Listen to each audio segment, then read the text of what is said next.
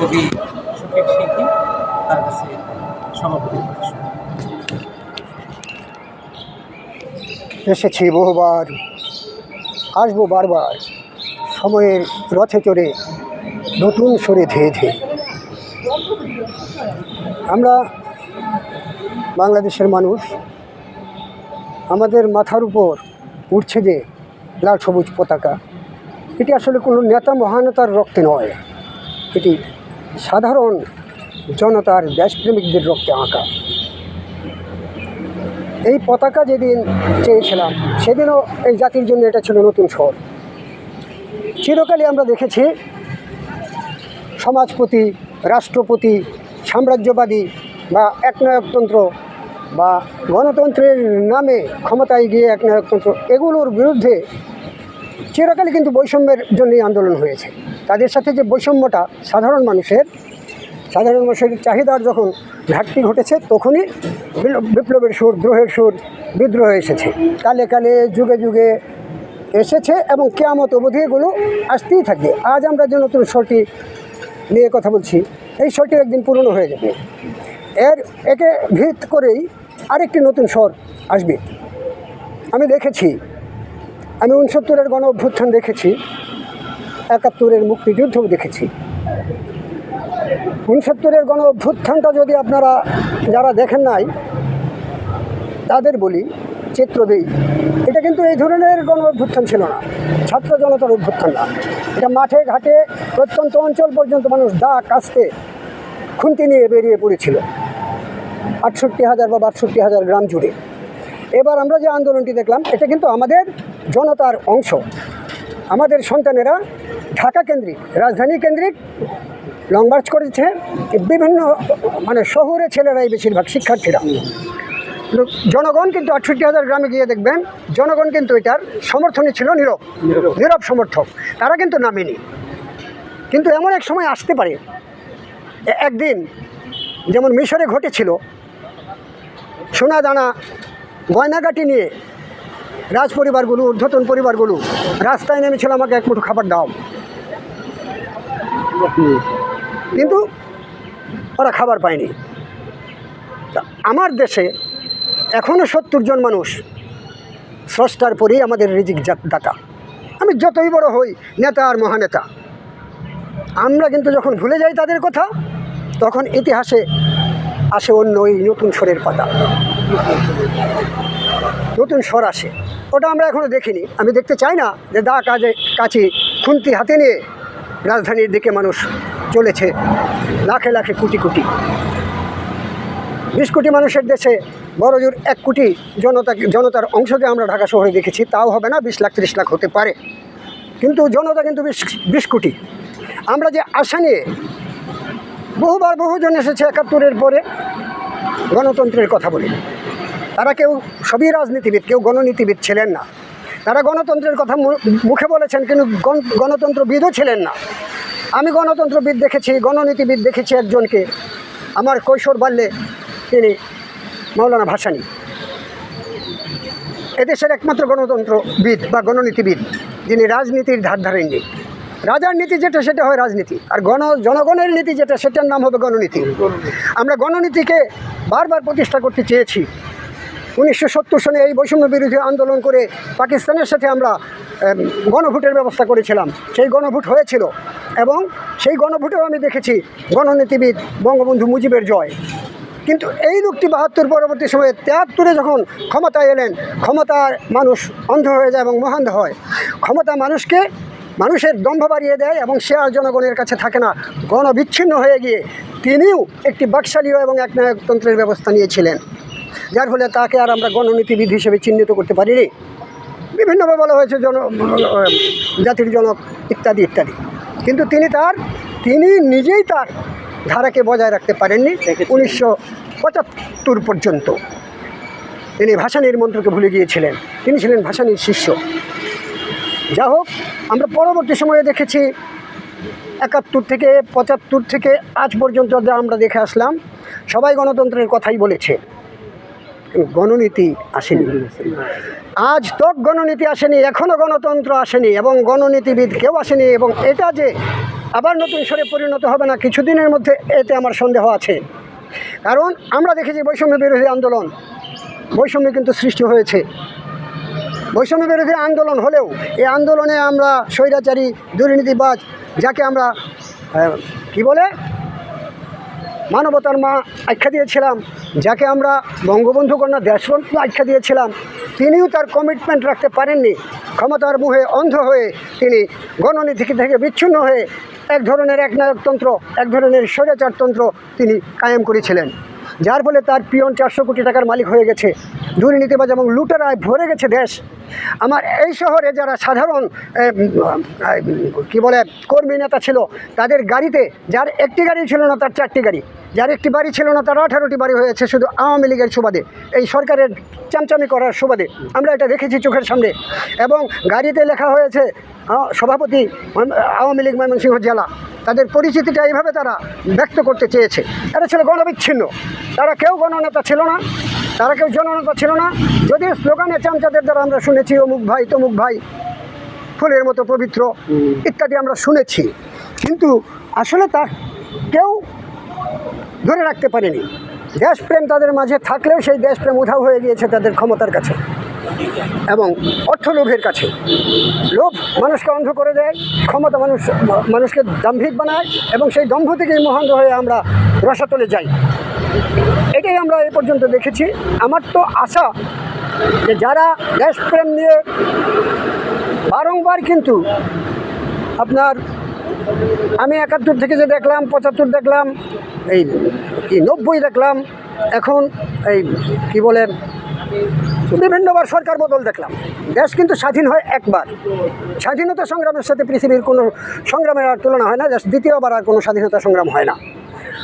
সরকার পতন বহুবার ঘটবে, এই যে বলেছি এসেছি বহুবার, আসবো আবার, সময়ের রথে চড়ে নেচে নেচে ধেয়ে ধেয়ে তোমরা যে যাই করো না কেন, আমি কিন্তু আছি, আমি জনতা। আমরা যারা দেশপ্রেমিক তারা কিন্তু বারংবার প্রাণ দিই। কারা দেয় প্রাণ? যারা দেশপ্রেমিক, যারা জনতার অংশ, যারা নিপীড়িত নির্যাতিত, আসলেই তাদের প্রাণের এবং রক্তের বিনিময়ে একটি দেশ স্বাধীন হয় বা একটি সরকার পতন ঘটে। কিন্তু সরকার পতন ঘটার পর যারা ওই পিচ্ছিল রক্তের পিচ্ছিল পথ বেয়ে বেয়ে ক্ষমতার আসনে যায়, তারা তো আর এই জনগণের অংশ থাকে না। তারা তো গণতন্ত্রবিদ হয় না, তারা তো গণনীতিবিদ হয় না, তারা তো রাজতন্ত্রের মতোই মনে করে আমি তো ক্ষমতাবান, আমি যা বলবো আজ তাই হবে। এভাবেই আমরা একের পর এক সরকারকে দেখেছি। আজ আমরা পেয়েছি একটি শিক্ষার্থী আন্দোলন, গণ অভ্যুত্থানের একটি বিশাল অংশ জনগণের চাহিদা অনুযায়ী তারা আন্দোলন করেছে এবং প্রাণ যারা দিয়েছে তাদের কেউই কিন্তু ক্ষমতায় যায়নি। এখন যারা ক্ষমতায় আছে তারা কেউ ওই রক্তের ঋণ শোধ করতে চাচ্ছে, কিন্তু রক্ত যারা দিয়েছে তারা কিন্তু সকলের জন্য, দেশের জন্য, জাতির জন্য দিয়েছে। কিন্তু ওই রক্ত দেওয়া কোনো লোক ক্ষমতায় যায় না। ক্ষমতায় যায় ওই রক্তের পিচ্ছিল পথটা পেয়ে অন্যরা, এবং গিয়েই তারা এই ধরনের দেশপ্রেমটা কিন্তু ভুলে ফেলে, গুলিয়ে ফেলে, মহান্ধ হয়ে যায় ক্ষমতার দম্ভে।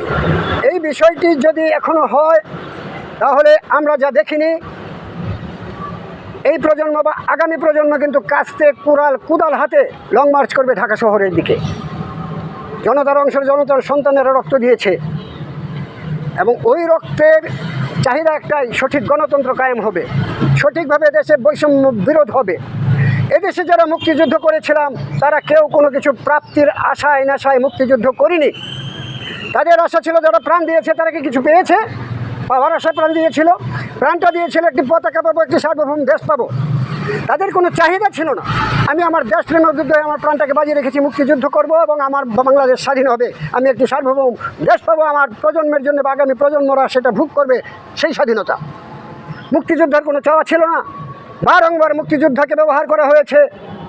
মুক্তিযোদ্ধারা এমন অভাব অনটনে থাকলেও, ভিক্ষা করলেও তারা চায়নি যে আমার দেশপ্রেম এবং আমার স্বাধীনতা যুদ্ধের যে আমি যোদ্ধা, আমার এটাকে তোমরা কলঙ্কিত করো, অপবিত্র করো। মুক্তিযোদ্ধারা কি কোটা চেয়েছিল? মুক্তিযোদ্ধারা কি চেয়েছিল আমাকে ভাতা দাও? মুক্তিযোদ্ধারা কি চেয়েছিল আমাকে বাড়ি দাও? তাদেরকে ব্যবহার করা হয়েছে। ব্যবহার করে এই দেশকে দুই ভাগে বিভক্ত করা হয়েছে, স্বাধীনতার সপক্ষ এবং বিপক্ষ শক্তি।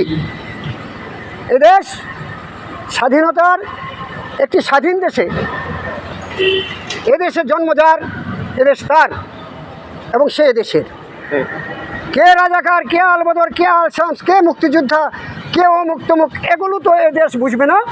কিন্তু জন্মগতভাবে তো তার অধিকার, এই দেশের সন্তান, দেশমাতৃকার সন্তান। আমি তো আমার বাবা চাচাকে দেখেছি, মুসলিম লীগ এবং মুক্তিযোদ্ধা সংগঠক, তাদের তো দেশপ্রেম ছিল। এবং তারা তো, আমি তো কোনো দিন 5 বছরের 75 পর্যন্ত বঙ্গবন্ধুর কোনো বক্তব্য শুনিনি, আমি শুনিনি, অন্তত বলেছেন হয়তো, তিনি তো কখনো বলেননি রাজাকার আলবদর। তিনি তো সবসময় সাধারণ ক্ষমা দিয়ে বলেছেন এদেশ আমার, আমরা দেশ গড়ব। এই নেতার এইটুকুকে আমরা স্বীকার করতে পারি। কিন্তু তারই কন্যা কী করেছে বারংবার রাজাকার আলবদর বলে জাতিকে 2 ভাগে বিভক্ত করেছে। এই বিভক্তের ফলাফল আজকেও নতুন স্বর। আর যদি এই জাতিটাকে এক করা হতো, একজন রাজাকার এবং মুক্তিযোদ্ধা একই পরিবারের 2 সন্তান, কেউ ভাতিজা, কেউ চাচা, কেউ চাচাতো ভাই, এটা সেই দেশ, ছোট একটি দেশ, এক পরিবার আরেক পরিবারের সাথে সংশ্লিষ্ট বৈবাহিক সূত্রে, আত্মীয়তা সূত্রে, গোষ্ঠীগত সূত্রে। এখানে কেন প্রয়োজন হবে স্বাধীনতার সপক্ষ বিপক্ষের কথা বলার? একটি দেশ স্বাধীন হয়েছে সকলেরই, এই দেশ, সেই এই দেশের স্বাধীন সন্তান। আমরা এই জিনিসটুকু দেখেছি বিগত দিনে, যার ফলে এদেশে এই বিভেদ হয়েছে আর এই যে ছেলেগুলোর রক্ত গেছে। যদি মুক্তিযোদ্ধা কোটা না হতো, মুক্তিযোদ্ধাদেরকে ব্যবহার না করে বিগত সরকার এই দেশে দ্বিধা বিভক্ত না করতো জাতিকে, তাহলে আজকে এই দশা হতো না। এমন কোনো মানুষ নেই, এমন কোনো পরিবার নেই যার পরিবারের সাথে, আত্মীয় স্বজনের সাথে জামাতে ইসলামী, মুসলিম লীগ, নেজামে ইসলামী, হেফাজতে ইসলাম, আওয়ামী লীগ, বিএনপি জড়িত না। আমি দেখি না, ঠিকই আছে, আমি দেখিনি, আমার পরিবারেও না। আমি মুক্তিযোদ্ধা, আমার আরেক চাচাতো ভাই আলবদর, আমার আরেক ফুফুতো ভাই রাজাকার, এইভাবেই চলেছে এই দেশ। তাহলে এখানে দ্বিধা বিভক্তির কারণ কি? আমি কি এই দেশে জন্মিনি? আমি কি এই দেশের না? এই দেশ কি আমার না? কেন দ্বিধা বিভক্ত করা হলো ওই রাজনৈতিক প্রপাগান্ডা দিয়ে দেশটাকে? যার ফলে একের পর এক এটা হয়েছে, এই ছেলেগুলো রক্ত দিতে হয়েছে। তো আমরা কিন্তু আশা করিনি, আমরা ভেবেছিলাম একের পর এক গণতান্ত্রিক অধিকার মানুষের লুট করা হয়েছে, হরণ করা হয়েছে বছরের পর বছর। তারপরেও আমরা ভেবেছি দেশ এবং জাতির জন্য উন্নয়ন আসছে, দৃশ্যমান উন্নতি আছে। হয়তো বা এই সরকারটি কোটা আন্দোলনের সময় ভেবেছি হয়তো সবাইকে ডাকবে, শেখ হাসিনা হয়তো জামাতে ইসলামী, কী বলে, হেফাজতে ইসলাম, বিএনপি সকলকে নিয়ে বসে সমাধান করতে চাইবে। কিন্তু কই, এক পেশে একচেটিয়া এককভাবেই তার মতো সে শেষ দিন পর্যন্ত চালিয়েছে। সেনাবাহিনী যদি হস্তক্ষেপ না করতো, সে ক্ষমতা পদত্যাগও করে না, এখানে আরও কিছু মেসাকার হতো। এই যে বিষয়গুলো কোনো রাজনৈতিক গণনীতিবিদ করতে পারে না। যারা রাজের মতো এক নায়ক, পৃথিবীতে যত এক নায়ক ছিল, যত স্বৈরশাসক ছিল আমরা দেখেছি বিগত দিনের ইতিহাসেও, হিটলার থেকে শুরু করে, মুসলিনি থেকে শুরু করে, আমরা ওই দিন লিবিয়া, এই সাদ্দাম, তাদেরকেও দেখেছি। তারা দেশের জন্য অনেক কাজ করেছে বটে, কিন্তু ওই যে স্বৈরশাসক, ওই স্বৈরতন্ত্রের কারণে এবং এক পেশের কারণে, স্বজনপ্রীতির কারণে তাদেরকে উৎখাত করেছে জনতা বা বিশ্ব রাজনীতি। আমাদের বাংলাদেশে এটাই দেখলাম, পরিবারতন্ত্রের ফসল। কে? শেখ হাসিনা, বঙ্গবন্ধু মুজিবের কন্যা। এছাড়া আর তার কী যোগ্যতা ছিল? এদেশে বিএনপি যারা করছে তাদের কী যোগ্যতা আছে? নেতাদের যে হাজার হাজার বড় বড় নেতা আছে, তাদের চেয়ে যোগ্য আছে কেউ? পারিবারিক লোকেরা। কিন্তু আমরা পরিবারতন্ত্র দেখেছি, যা স্বৈরশাসনেরই, রাজতন্ত্রেরই অনুরূপ। এবার আবার বানাচ্ছে জাতীয় পার্টি, এটাও একটা পরিবারতান্ত্রিক ব্যবস্থা। জেনারেল এরশাদের ভাই সেটার নেতৃত্ব দেয়, স্ত্রী নেতৃত্ব দেয়। কেন? দেশে কি এই 20 কোটি মানুষের মধ্যে আর কোনো মানুষ নেই? এই জাতীয় পার্টি থেকে আর কোনো জনতা নাই? বিএনপিতে, আওয়ামী লীগে আর কেউ ছিল না? তাহলে কেন বারংবার আমরা পরিবারতন্ত্রের শিকার হব? একটি পরিবার কেন বারংবার দেশকে লুট করবে? ওরা তো পরিবারতন্ত্রের কারণেই তারা যখন ক্ষমতা পায় ভাবে আমি রাজার পুত্র, রাজপুত্র, এদেশ আমার, আমার বাবার। এই যে সেন্সটুকু, এটাকে দূর করতে হবে আমাদের দেশ থেকে। জনগণের দেশ, গণনীতির দেশ, গণতন্ত্রের দেশ। আমরা মুখে বলি, গণনীতি কায়েম করতে পারিনি। আজও একজন গণনীতিবিদ বের হয়ে আসেনি। সব রাজনীতিবিদ রাজরাজরার ধারা নিয়ে, ধাঁচ নিয়ে তারা ক্ষমতায় যাওয়ার পরেই তাদের ভুল পাল্টে যায়। কেন? তাদের জন্য বিশাল এরিয়া লাগে, রাষ্ট্রপতি ভবন, গণভবন। কেন? বাপদাদার জমি এটা জনগণের জমা জমি। একজন প্রধানমন্ত্রী, একজন রাষ্ট্রপতি ক্ষমতায় যাওয়ার আগে যেভাবে থাকতে সেইভাবে থাকতে পারে না। কেন তার জন্য পতিতভূমি এত রাখতে হবে? ওই পতিতভূমিতে তো আর বহু কাজ করা যায় রাষ্ট্রের এবং দেশের। গণভবন এত বড় কেন? এটার ভিতর পুকুর লাগবে কেন? এত কিছু লাগবে কেন? উনি তো সাধারণ মানুষ থেকে বের হয়ে গেছে, এটা রাজার কন্যা না, রাজপুত্র না। রাষ্ট্রপতির জন্য এত বড় ভবন লাগবে কেন? একরকে একর জমি পতিত রেখে যতটুকু প্রয়োজন একজন মানুষের ততটুকুই তাকে দিতে হবে। আমরা এখানে দেখছি ব্রিটিশ আমলে যে ব্যবস্থা তৈরি হয়েছে, জেলা প্রশাসক ভবন বিশাল বিস্তীর্ণ জায়গা খালি করে রেখে, জনগণের সম্পত্তি খালি করে রেখে তাকে রাজার মতো শহরে রাখা হচ্ছে জেলা প্রশাসক। কেন? তার কি এতটা জায়গার প্রয়োজন? সে তো একজন কৃষকের সন্তান বা নবাবের সন্তানই হোক, একটি ঘর হলেই তো তার চলে। তাকে এতটা জায়গা পতিত রাখতে হবে কেন? কেন একজন এই কী বলে এসপি ডিসি বা একজন এই যে কী বলে চিকিৎসা সিভিল সার্জন বা অমুক তমুক, তাদেরকে এত জায়গা দিতে হবে কেন? জনগণের ভূমি, এগুলো অগণতান্ত্রিক, এগুলো ব্রিটিশের ব্যবস্থা ছিল এবং এটা রাজনীতি, এটা গণনীতি নয়। আমরা যে দেশে জন্মেছি এটা গণনীতির দেশ। আমরা ৭১-এ মুক্তিযুদ্ধ করছি গণতন্ত্রের জন্যে। ৭০-এ গণভোট হয়েছিল, গণভোটের ক্ষমতা দেয় নাই বলে আমরা যুদ্ধ করে মুক্তিযুদ্ধ করে এই পতাকা, এই দেশ, এই সার্বভৌম এনেছিলাম। আর এই জনতার সাথে ৩০ লক্ষ হোক আর ৩ লক্ষ হোক যে প্রাণ গিয়েছিল, সেই প্রাণগুলোর সাথে সবাই আমরা গাদ্দারি করেছি।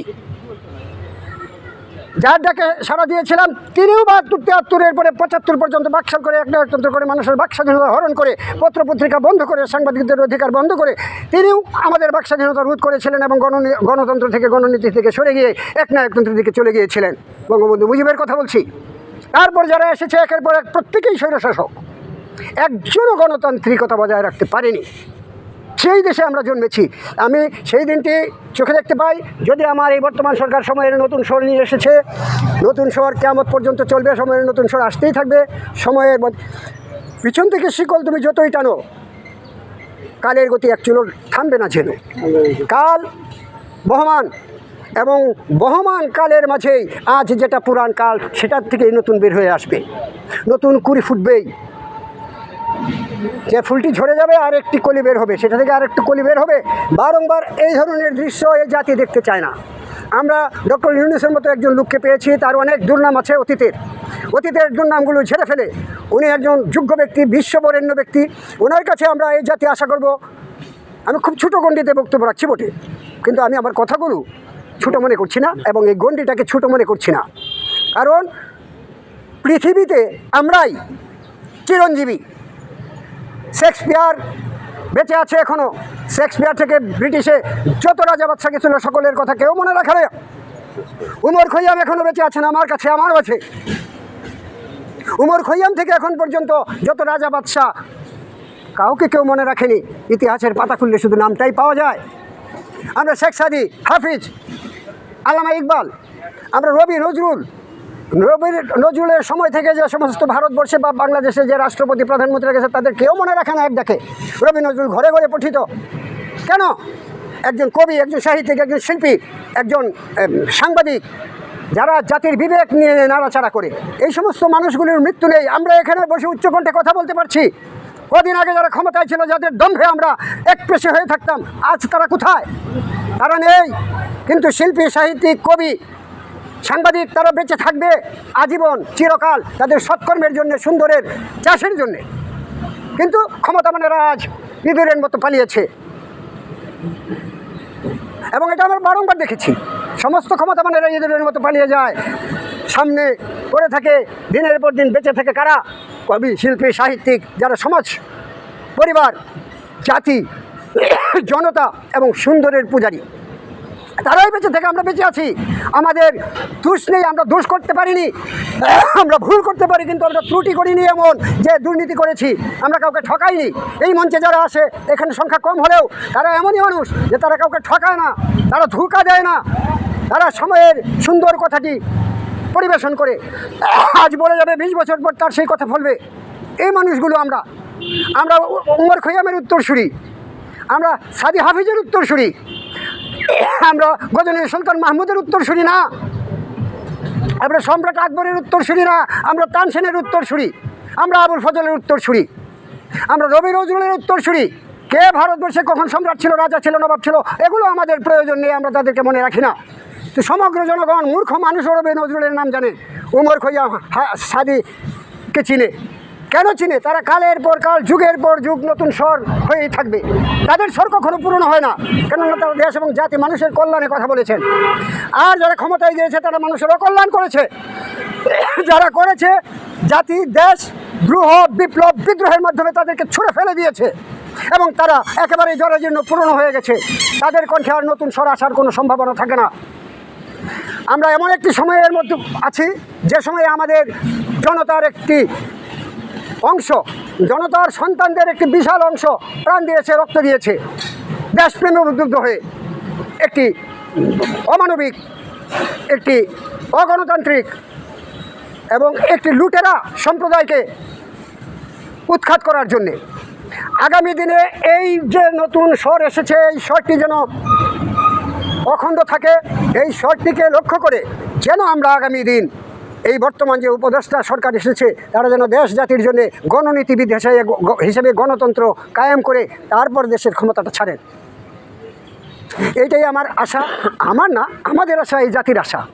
আমি জাতির কণ্ঠস্বর হিসেবে এই কথাটা বললাম, কেন আমরা তো এইটাই চাই। আমরা তো চাই একটি বৈষম্যহীন একটি সমাজ ব্যবস্থা, যে সমাজ ব্যবস্থায় আমি খাবো শরৎ খাবে না, এটা না, যে সমাজ ব্যবস্থায় অন্ন বস্ত্র বাসস্থানের ব্যবস্থা সকলেরই থাকবে, সমান না থাকুক, কেউ ধনী হবে কেউ গরিব হবে, হোক, কিন্তু ধনীও যেন এমন হয় যে ধনটা তার দুর্নীতি করে অর্জন না, তার শ্রমের মেধার ফসল, সেই ফসলও যেন সে গরিবের জন্য নিবেদন করতে পারে। এই মানুষের কথা নিয়ে যদি ধনপতি হয় আমাদের তো আপত্তি নাই। তো এই একটি জাতি, বাঙালি জাতি কিন্তু বিশ্বে একটা অনন্য জাতি, এটা কিন্তু সত্য, এটা অস্বীকার করার আর কোনো উপায় নেই। কারণ বারংবার তারা যুদ্ধ করেছে, রক্ত দিয়েছে, রক্ত দিয়ে রক্ত লিখার ইতিহাসটা এই জাতির। এক সেকেন্ড।